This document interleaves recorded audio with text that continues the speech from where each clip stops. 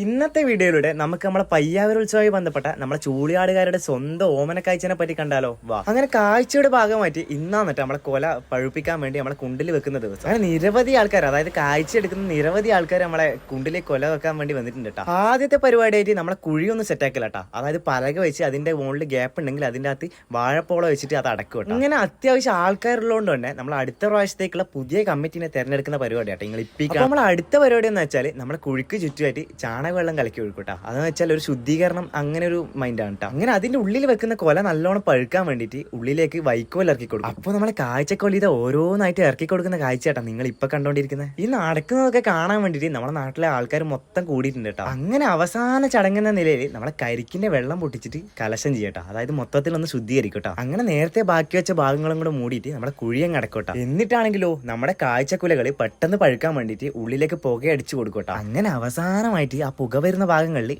ലേശം മണ്ണിട്ട് മൂടും കേട്ടോ. നമ്മുടെ ഇന്നത്തെ വീഡിയോ ഇത്രയേ ഉള്ളൂ. അപ്പോൾ ഇഷ്ടപ്പെട്ട എല്ലാവരും ഒന്ന് ഫോളോ ചെയ്യണേ.